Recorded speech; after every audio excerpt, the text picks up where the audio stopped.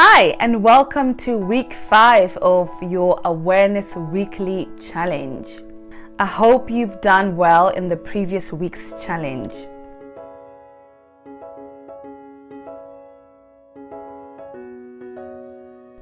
This is a quote or an inspirational quote that propels us into the week and gives us the motivation to get through the challenge.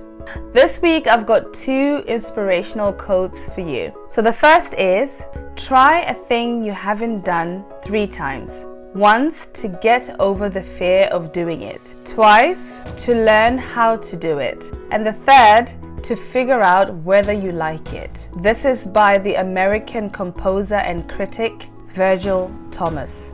The second quote for this week is, life is a bitch. You've gotta go out and kick ass.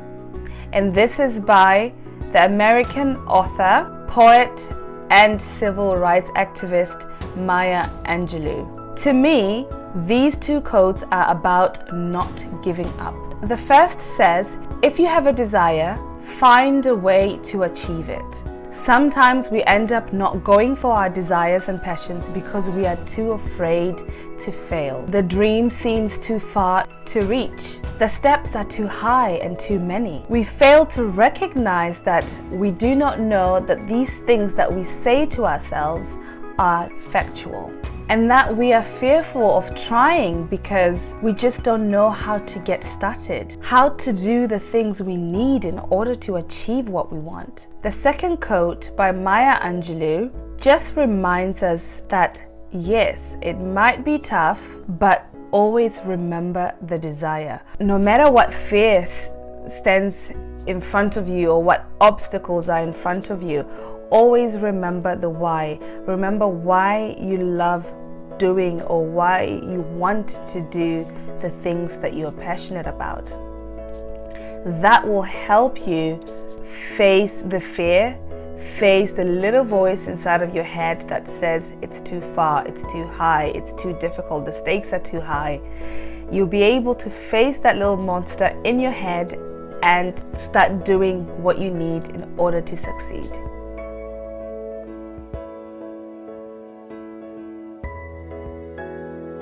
Right, let us move on now to our physical challenge of the week. As you know, this is a challenge that is focused on bringing awareness to our physical body. This week we are doing mindful breathing. This is a simple physical exercise you can do at any time. Just focus on your breathing for a minute each time. Breathe slowly to start with, in with the nose and out with the mouth. As you're doing this, consciously let go of any worries and any concerns you might have as you're doing this exercise in that moment. Let go of any activities that you have to do after this little exercise or the ones that you've done previously that you're worried and concerned about. Let go of that. In this moment, you're just focused on your breathing, listening and paying attention to your breath as it comes in and leaves your body. Just be in this present moment with your breath. Try breathing at a count of 4.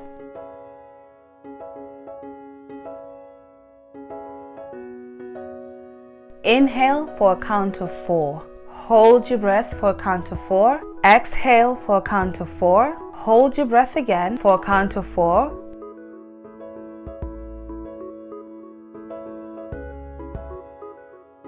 Right, let's try this together. I'm going to demonstrate this to you quickly. So this is what it looks like. 1, 2, 3, 4. 4, 3, 2, 1. 1, 2, 3, 4. 4, 3, 2, 1.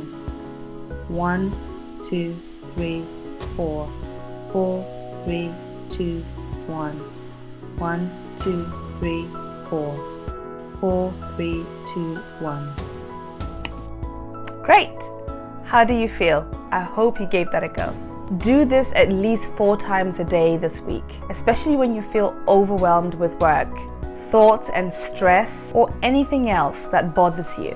Take a moment for yourself. You deserve it. See the difference it makes for you at the end of the week just by doing this simple breathing exercise.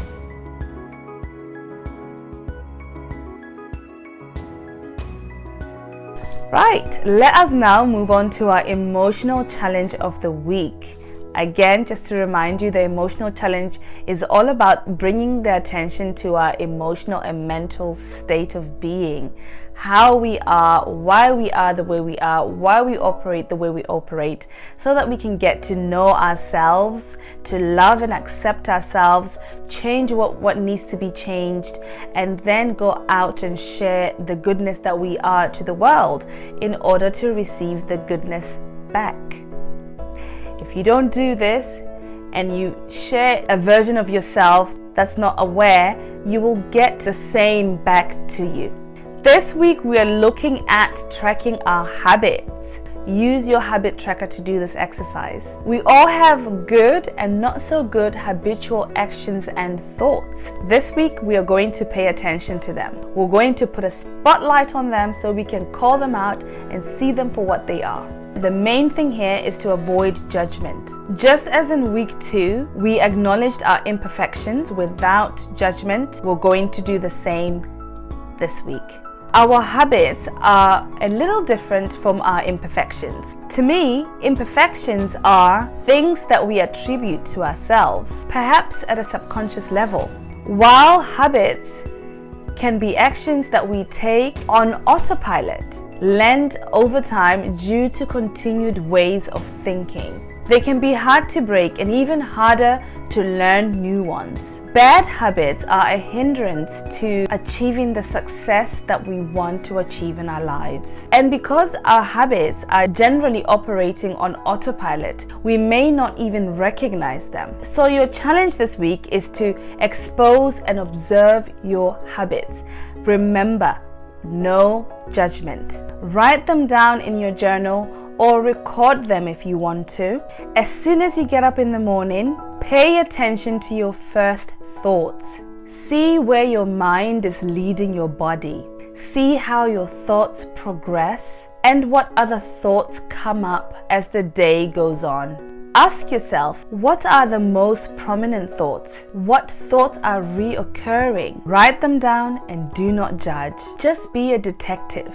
At the end of each day, gather and consolidate your findings. Doing this challenge presents you an opportunity to break these habits and create new and better ones. The question here is, do you want to make the necessary changes to achieve the best from your life? If so, tune in to next week as we are dealing a bit more about breaking the pattern of bad habits. But this week, use your tracker, be the detective, find out what habits are coming up for you more. Do not judge yourself, and tune in for next week's challenge where we're going to do a little bit more about these habits.